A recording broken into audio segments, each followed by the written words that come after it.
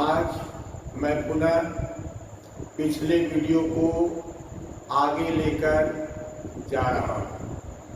अर्थात हमारा जो भी वीडियो होता है वह कंटिन्यूअस होता है, लगातार होता है। अर्थात किसी एक वीडियो को देखने से आपको सारी बातें समझ में नहीं आती, तो पूरी तरह से समझने के लिए आप इसके पिछले वीडियो को देखिए। हम पिछले वीडियो से ही प्राय इसको कंटिन्यू करने जा रहे हैं। यह जितनी लिखावट आप देख रहे हैं एडजस्टमेंट के लिए, यह सब पिछले वीडियो में भी लिखा गया है और वह एज इट इज यहाँ पर रखा हुआ है। अर्थात पुनः इसी चीज़ों को एज ए एडजस्टमेंट के रूप में किस प्रकार से फाइनल अकाउंट में पुट अप करते हैं उसको आपको समझाएंगे।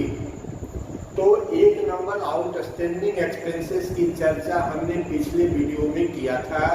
आज हम 2 नंबर की भी चर्चा शायद किए थे, लेकिन 2 नंबर की चर्चा मैं पुनः आपको करा दे रहा हूं कि प्रीपेड एक्सपेंसेस अर्थात पूर्वदत्त खर्च किसे कहते हैं। बार बार अब कहने की आवश्यकता नहीं, खर्च सैकड़ों रूप में होते हैं। अर्थात हम एक किसी इकाई को लेकर सैकड़ों को समझाने का प्रयास करते हैं। अर्थात इसके लिए अलग अलग यूनिटों को अलग अलग प्रकार से समझाने की आवश्यकता नहीं है। सिर्फ एक्सपेंसेस लिख देने से ही खर्च के सारे समूह का बोध हो जाता है। अर्थात हम यहाँ कल्पना कर लेते हैं कि यह प्रीपेड रेंट है। प्रीपेड रेंट का मतलब कोई किराया जो खर्च हुआ नहीं परंतु उसका भुगतान हमने कर दिया, that is payment in advance. प्राय व्यापार में ऐसा होता है कि हम अपने कर्मचारियों को कभी कभी 3-4 महीने के वेतन को एज एन एडवांस के रूप में भी देते हैं। यह प्राय कर्मचारियों की अपनी रिक्वायरमेंट होती है, जिसके चलते कभी कभी हमें एडवांस देने की आवश्यकता पड़ती है, जिसे प्राय रेंट से ही हम राइट ऑफ करते हैं आगे चलकर। तो अभी राइट ऑफ की बात नहीं है। अगर कोई प्रीपेड रेंट है, हमने उसको प्रीपेड रेंट कर दिया, तो उसका अनुनांचा बनाएंगे prepaid rent account DR to rent account.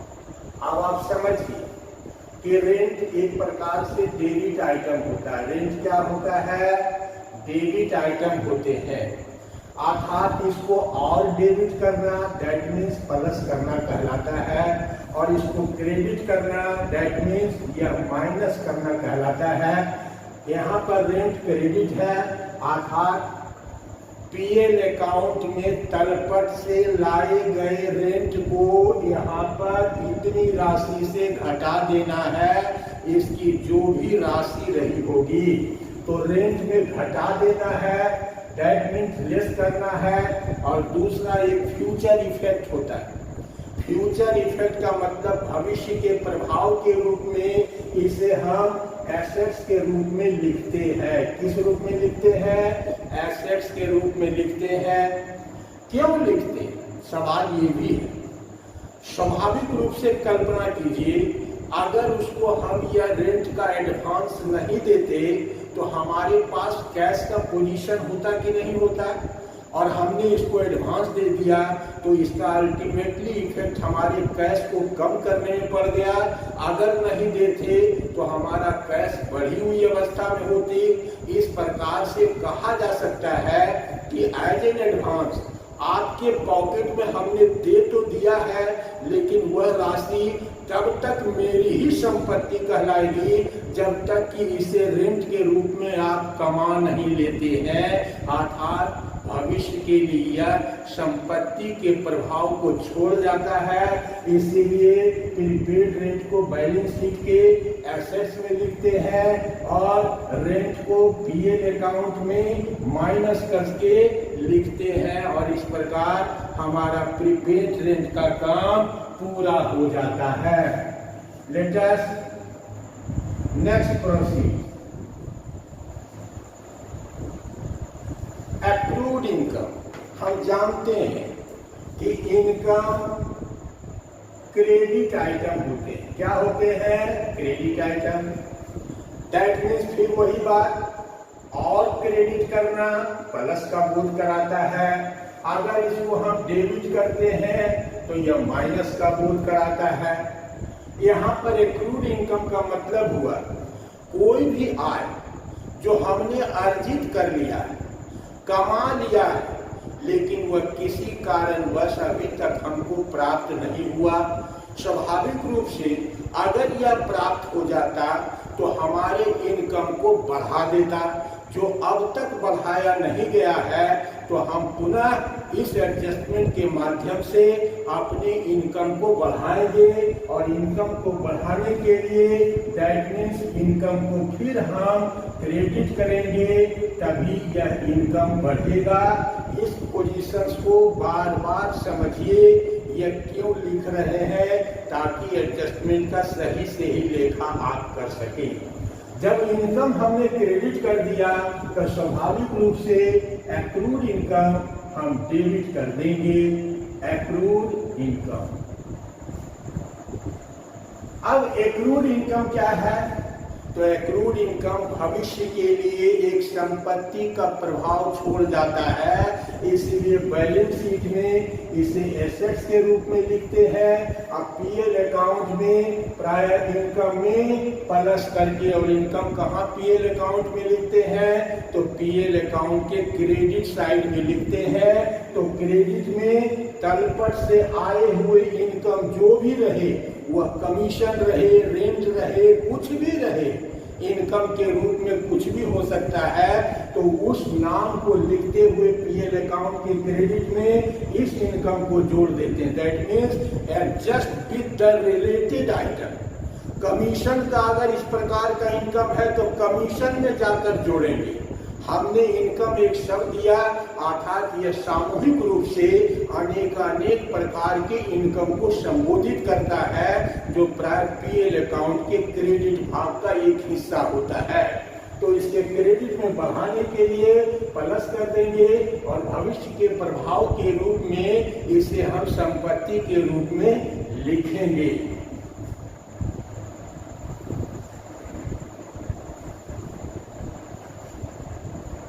Next, unearned income, अर्थात आईसीआर, जिसको हमने कमाया नहीं फिर भी हमको वह प्राप्त हो। Means amount received in advance.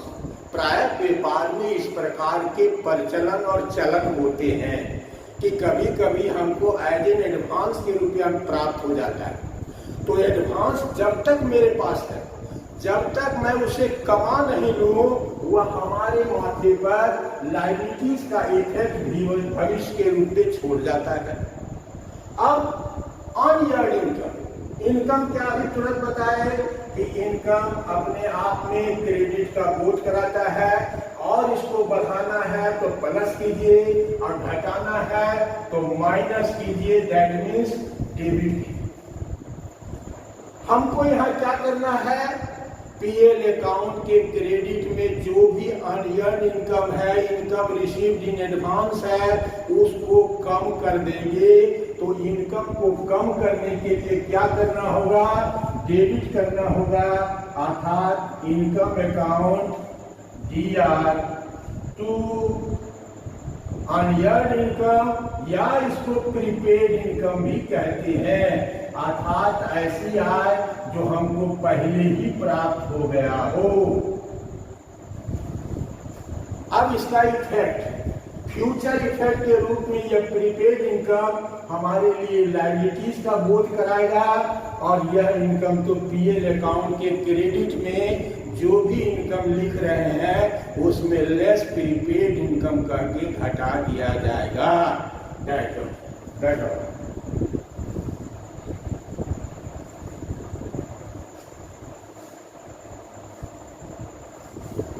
यह चार आइटम कहलाते हैं, 1, 2, 3 और 4 हम कहलाते हैं adjustment in nominal account. Adjustment in nominal account क्या होता है? एडजस्टमेंट इन नॉमिनल अकाउंट जितने भी होते हैं वह सभी भविष्य के एक प्रभाव को छोड़ जाते हैं। और वह प्रभाव क्या होता है? या तो वह संपत्ति का प्रभाव होता है या लायबिलिटीज का प्रभाव होता है। तो प्रभाव के रूप में यह बैलेंस शीट का भाग बनता है और खर्च अथवा आय को 12 महीने के लिए करने के लिए सही वार्षिक रूप से लेखा करने के लिए प्रायः पीएल अकाउंट में प्लस अथवा माइनस करते हैं, आउटस्टैंडिंग और एक्रूड को जोड़ते हैं और प्रीपेड अनअर्न्ड इनकम को घटाते हैं। यही फाइनल अकाउंट बनाने की विशेषता है। अगला है डिप्रिसिएशन। अब देखिए, यह एडजस्टमेंट इन बैलेंस शीट कहलाता है। एडजस्टमेंट इन बैलेंस शीट का कोई फ्यूचर इफेक्ट नहीं होता है, जबकि एडजस्टमेंट इन नॉमिनल अकाउंट का फ्यूचर इफेक्ट होता है एज ए एसेट्स के रूप में या एज ए लायबिलिटीज के रूप में। जबकि एडजस्टमेंट इन बैलेंस शीट का कोई भी फ्यूचर इफेक्ट नहीं होता है। अर्थात डिप्रिसिएशन किसको कहते हैं? तो हम व्यापार में प्राय कई प्रकार की अस्थायी संपत्तियों का प्रयोग करते हैं। अस्थायी संपत्ति में plant, land, building, furniture, etc इत्यादि। संपत्ति के प्रयोग करने से उसके मूल्य में गिरावट आती है, कमी आती है, उसी को प्राय ह्रास कहते हैं। तो एक शब्द में हम कह सकते हैं कि संपत्ति के प्रयोग करने से उसके मूल्य में होने वाली कमी को ह्रास कहते हैं। और ह्रास एक प्रकार की हानि होती है और हानि हमेशा पीएल अकाउंट के डीआर साइड में लिखा जाता है, टू डिप्रिसिएशन।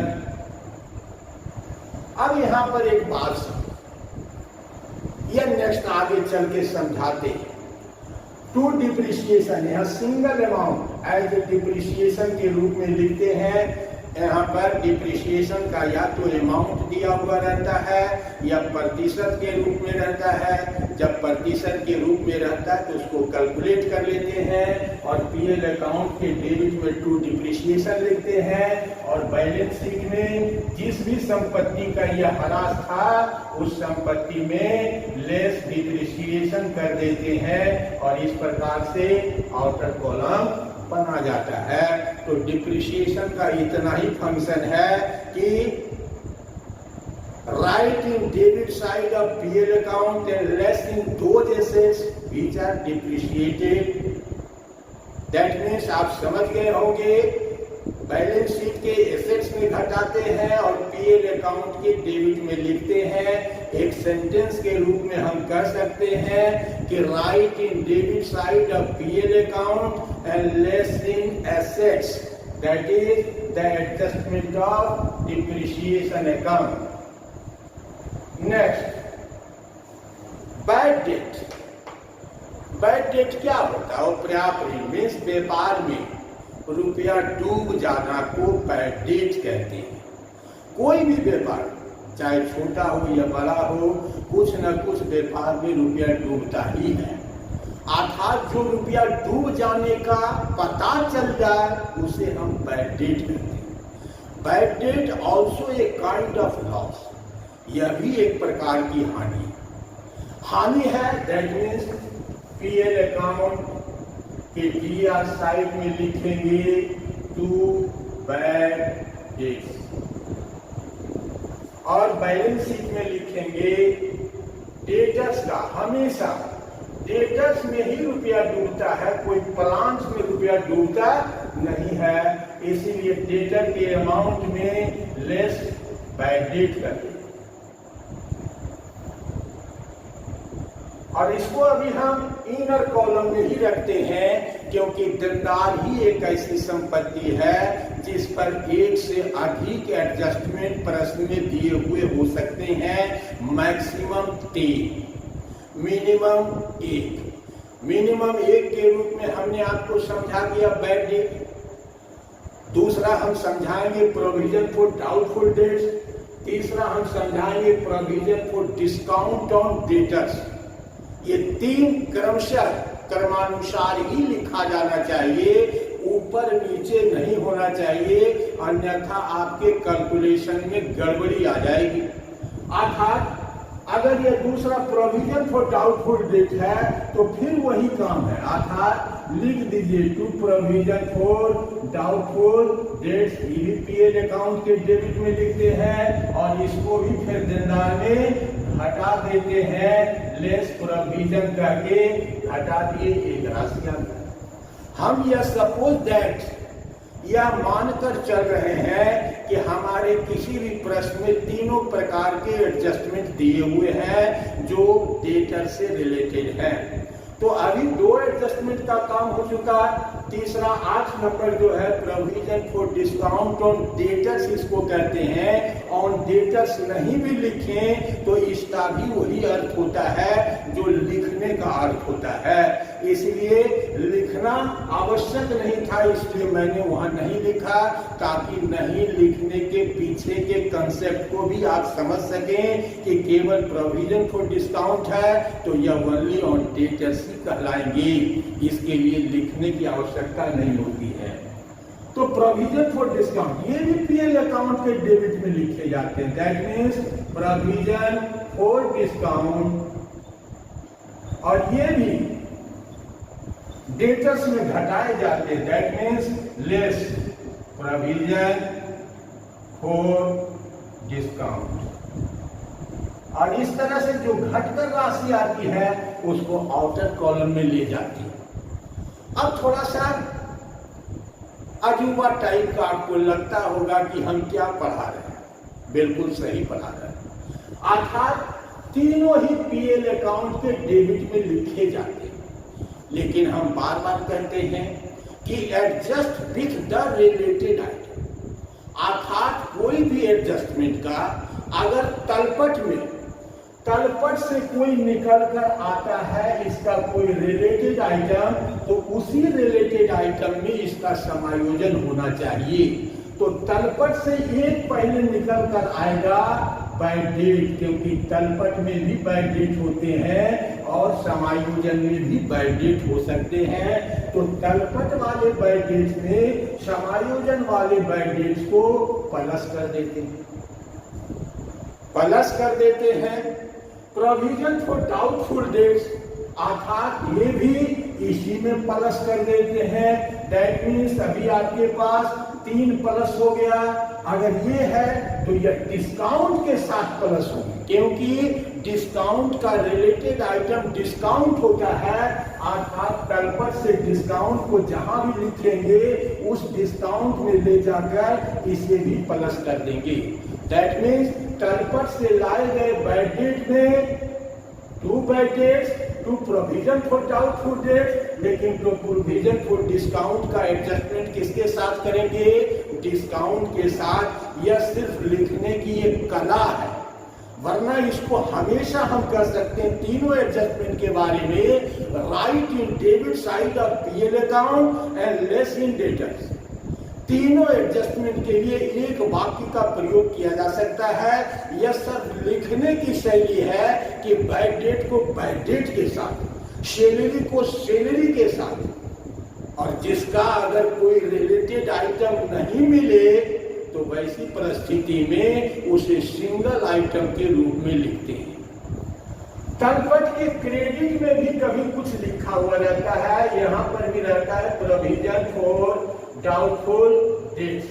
अब यह तलपट के प्रोविजन फॉर डाउटफुल डेट्स और समायोजन के प्रोविजन फॉर डाउटफुल डेट्स का क्या मतलब होता है, तो ये प्रोविजन फॉर डाउटफुल डेट्स जो होता है रुपया डूबने के ख्याल से बनाया गया एक प्रकार का प्रावधान होता है। प्रावधान का मतलब होता है पहले से सावधान, अर्थात कोई रुपया डूब जाएगा उसके लिए हम पहले से ही सावधान रहते हैं, अर्थात हम अपने प्रॉफिट से कुछ रुपया निकाल कर प्रोविजन में रख लेते हैं ताकि कोई रुपया डूबे तो इसी प्रोविजन से इस रुपये डूबने को राइट ऑफ किया जा सके, अर्थात इसको पीएल अकाउंट पर एक समान प्रभाव देने के लिए बनाया जाता है, वरना कभी 5 रुपया डूबेगा तो लाख पर 5 रुपये का प्रभाव आ जाएगा, 5,000 डूबेगा तो लाख पर 5,000 का प्रभाव आएगा। अर्थात यह जो अनिक्वल तरीके से पीएल अकाउंट को प्रभावित करता है, इसलिए हम एक नियम बना लेते हैं कि 5% of debtor it is assumed that will be bad debts. अर्थात देनदार का 5% हर वर्ष रुपया डूब जाएगा, ऐसे मानकर हम एक प्रोविजन बना देते हैं।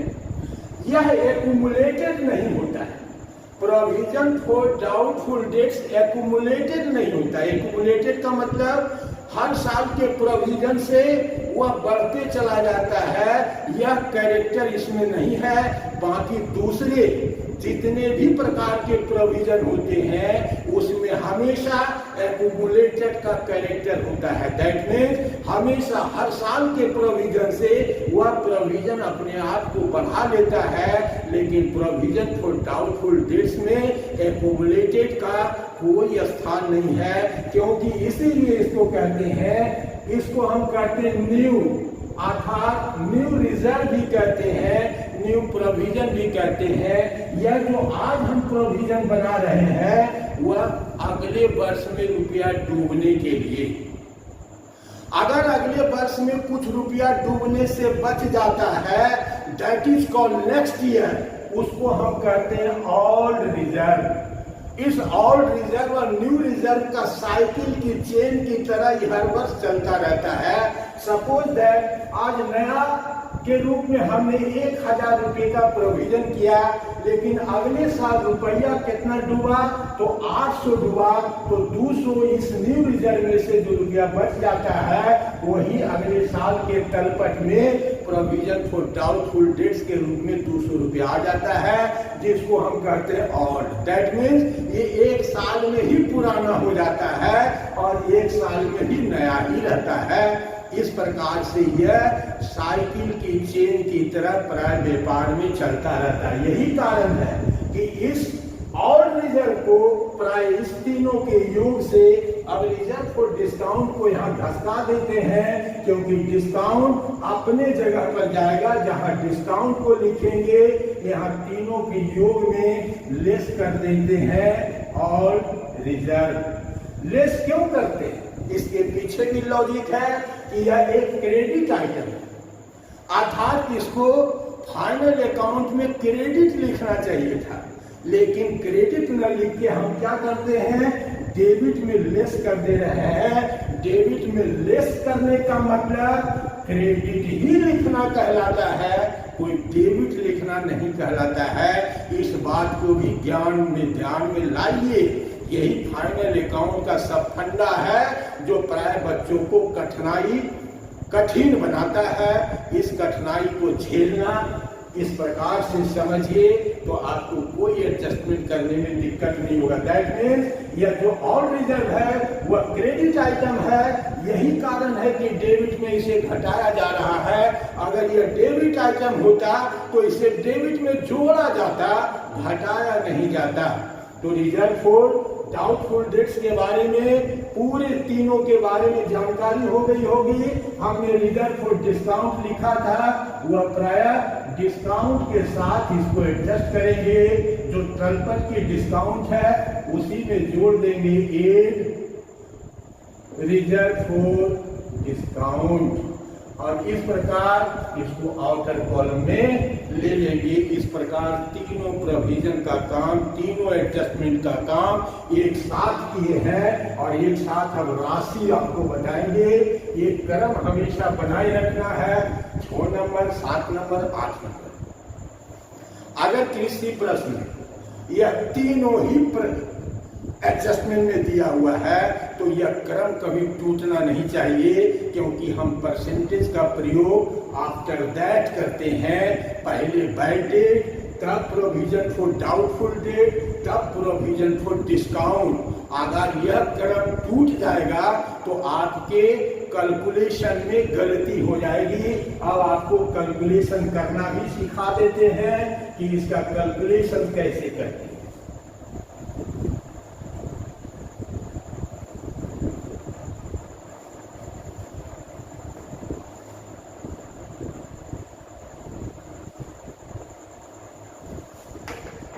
सपोज दैट डेटर आपके पास है 1,00,000 रुपए, बाय डेट माना कि 500 रुपए, provision for doubtful debt 5%, provision for discount 2%, इसी प्रकार से प्रश्न में दिए हुए रहते हैं।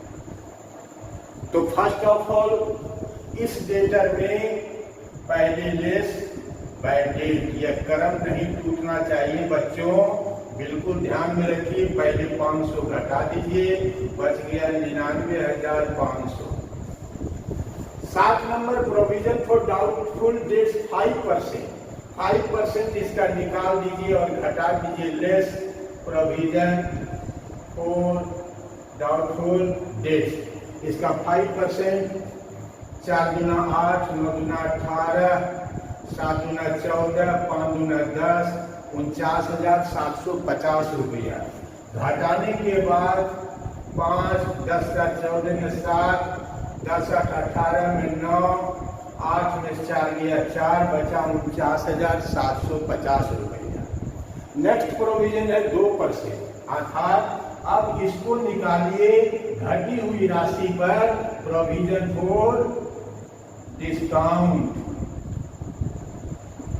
2%, इसका कितना हुआ? तो 7 दूना 14, 1 15, 9 दूना 18, 1 19, 4 दूना 8, 1 9, 995 रुपया हुआ। इसको घटा के अब आउटर कॉलम में ले जाइए। 10 या 14 में से 9 गया 5, 6, 10 16 में से 9 गया 7, यहाँ बचा 8, ये 4, 48,000। अगर हमने कुछ गलती किया है तो दिक्कत वाली बात है, गलती लगता हुआ है, यहाँ पर 4,975 रुपया ही होगा। इसको आप सरिया लीजिएगा। हम यहाँ पर क्रॉस लगा देते हैं, 5% नहीं है बल्कि यह हमने ले लिया है 5% होना चाहिए। 995 का 5 गुना अर्थात 4975 होना चाहिए। इसका योग गलत चलाया है, कोई दिक्कत की बात नहीं है। ये सब थोड़ी थोड़ी बातें पढ़ाने के क्रम में होती है, इसे इग्नोर करना चाहिए। That is called I mistake. इसको आंख मिचौली कहते हैं और बड़े बड़े विद्वानों से इस प्रकार की गलतियां होती है। यह तो खैरियत है कि हमने गलती को पकड़ लिया। अब इसी को ये बैलेंस शीट का आइटम हो गया। यही बैलेंस शीट में इस प्रकार से दंडार में लिखते हैं और पीएल अकाउंट में आपको लिखने मैंने बता दिया कि प्रोविजन फॉर डिस्काउंट का डिस्काउंट के साथ bad debt and provision for doubtful dates का बैड डेट के साथ, इस प्रकार से हम पीएल अकाउंट को भी पूरा कर लिए और बैलेंस शीट के राशि को भी पूरा कर लिए, जो प्राय एक प्रकार से गलत फिगर है। उम्मीद है कि आप इसको स्वयं ही सही कर लेंगे। अब आइए इसके रोजनामचे पर कि रोजनामचा कैसे बनता है। एक क्रिया आपने करना सीख गया। रोजनामचा कुछ नहीं होता है। Bad debt account DR provision for doubtful debts account DR provision for discount DR to debtors account, that is the entry. अब यह क्या एंट्री कर रहा है? डेटर्स डेबिट आइटम होता है। डेटर्स डेबिट आइटम का बोध कराता है, अर्थात डेटर को और डेबिट करने का मतलब आप प्लस कर रहे हैं और डेटर को क्रेडिट करने का मतलब आप माइनस कर रहे हैं। तो आप यहाँ क्या कर रहे हैं? डेटर को क्रेडिट कर रहे हैं। दैट मीन्स हमने बैलेंस शीट में क्या बताया? डेटर यह तीनों राशि से कम हो जाएगा और उसी क्रम में जिस क्रम में मैंने आपको समझाया है। तो बच्चों समझ गए होंगे, यह सब तीनों पीएल अकाउंट का डेबिट आइटम है जो बैलेंस शीट के डेटा में घटा दिए जाते हैं।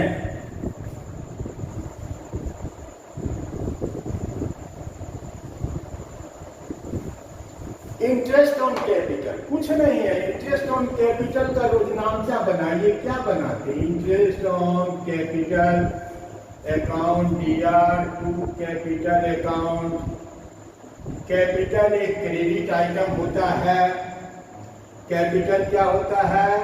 क्रेडिट आइटम होता है, अर्थात इसको बढ़ाना मीन्स और क्रेडिट करना। कैपिटल बढ़ रहा है अर्थात इंटरेस्ट ऑन कैपिटल से बैलेंस शीट के लायबिलिटीज के क्रेडिट कैपिटल को बढ़ा दीजिए, इस बात को ध्यान में रखिए। और interest on capital PL account के डेबिट भाग में लिखे जाते हैं, बस इतना ही काम है इसका।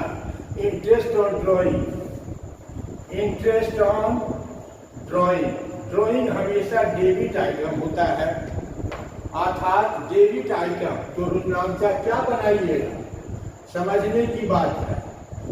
ड्रॉइंग एक प्रकार का आहरण होता है। इंटरेस्ट ऑन ड्रॉइंग जो होता है वह व्यापार के लिए आमदनी का बोध कराता है अर्थात इंटरेस्ट ऑन ड्रॉइंग, इस पर ब्याज प्राप्त होता है, इसीलिए इंटरेस्ट ऑन ड्रॉइंग को क्रेडिट करते हैं, पीएल अकाउंट के क्रेडिट भाग में जाता है और ड्रॉइंग अकाउंट को डेबिट करते हैं।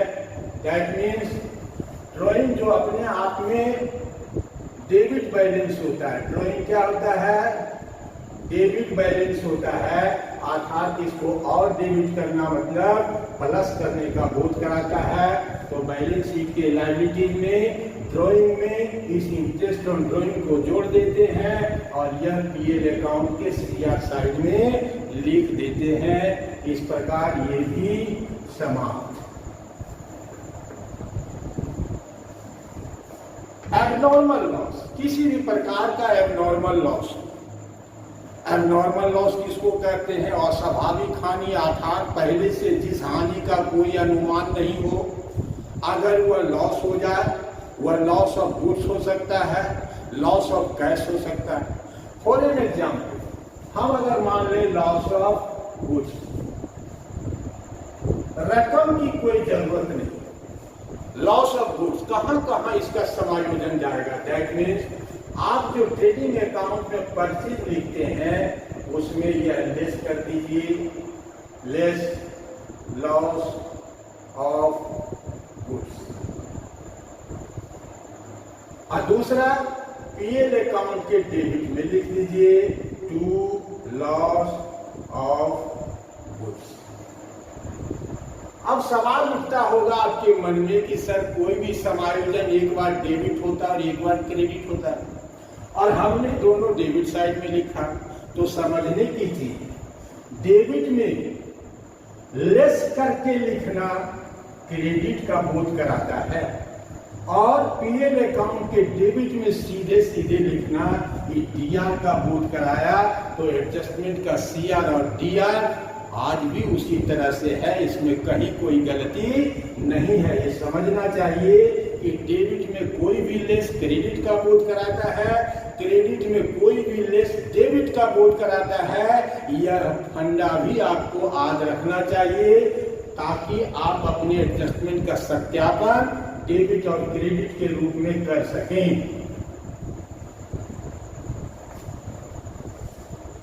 गुड्स इन ट्रांजिट, रास्ते में माल का मार्ग में होना मीन्स हमने यहां से माल को डिस्पैच किया लेकिन जहां पहुंचना था वहां नहीं पहुंचा।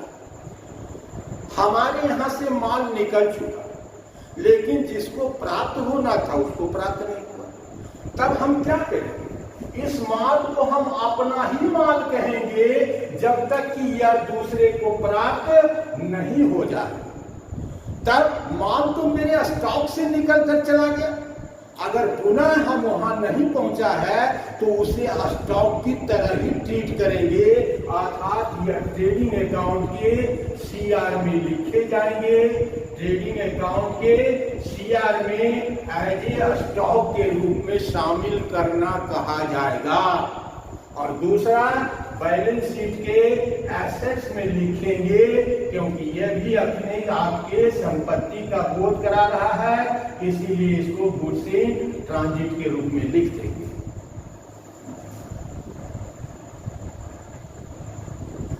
सोल्ड गुड्स टू राम, कुछ नए नए बात है। सोल्ड टू राम, राम को बेचा, मीन्स उधार बेचा। सीधी सी बात है, कहां कहां इसका एडजस्टमेंट जाए। तो सबसे पहले रोजनामचा बना लीजिए। Ram account DR to sales account कहलाएगा। कहलाएगा कि नहीं कहलाएगा बच्चों? Ram account DR to sales account, अर्थात यह सेल्स को बढ़ावेगा। दैट मीन्स जब ट्रेडिंग अकाउंट हम लिखेंगे तो ट्रेडिंग अकाउंट के सेल्स में यह बढ़ा दिया जाएगा, प्लस कर दिया जाएगा। और दूसरा, राम इज डेटर, अर्थात बैलेंस शीट के डेटर में, बैलेंस शीट में जो डेटर होता है उसको प्लस कर दिया जाएगा। यह एडजस्टमेंट इतना ही है। फिर परीक्षण की, यह डेबिट का बोध कराया और यह क्रेडिट का बोध कराया। इस प्रकार ये भी समायोजन पूरी तरह से सत्यापित कहलाते हैं। इसके बाद एक और है जिसको भी समझ लीजिए, परचेज ऑन क्रेडिट। तो रोजनामचा बनाइएगा, purchase account DR to credit. नाम नहीं दिया हुआ है, that means that is a creditor. जब कोई नाम नहीं दिया हुआ रहे तो नाम के स्थान पर डेटर और क्रेडिटर शब्द का प्रयोग करते हैं, क्योंकि व्यक्ति दो ही रूपों में पाया जाता है, आइदर वो डेटर्स होते हैं या क्रेडिटर्स होते हैं। तो purchase account DR, that means trading account में आप क्या करते हैं? परचेज को डेबिट लिखते हैं टू परचेज, अर्थात इसी परचेज में प्लस कर दीजिएगा। और बैलेंस शीट में क्रेडिटर्स होते हैं, उसमें भी प्लस कर दीजिएगा, अर्थात यह क्रेडिट करना कहलाएगा और यह डेबिट करना कहलाएगा। इस प्रकार से समायोजन के पूरा काम समाप्त हो गया है। इसके अतिरिक्त हमने आपको कहा है कि समायोजन का कोई भी रंग और रूप और आकार और प्रकार नहीं होते हैं। समायोजन सिर्फ समायोजन होते हैं। अगर कोई भी समायोजन दे दिया जाए तो उसे प्राय समायोजित करना ही होगा, और करने के लिए यह कंसेप्ट की आवश्यकता होती है, कंटेंट की आवश्यकता होती है। वरना आप सिर्फ रटने का काम करते हैं, समझने का काम नहीं हो रहा है, तो भविष्य में आपको अकाउंटेंसी हमेशा एक तकलीफ के रूप में आपके पास मौजूद रहेगा। तो बच्चों, आज तक के लिए तो हम इतना ही फाइनल अकाउंट में कर रहे हैं। कोशिश करेंगे कि एक भारी से भारी सम को आपको अगले वीडियो में बनाकर दिखाऊं। भारी से भारी का मतलब सिर्फ एडजस्टमेंट को सही सही प्लस माइनस करके हम आपको दिखाएंगे।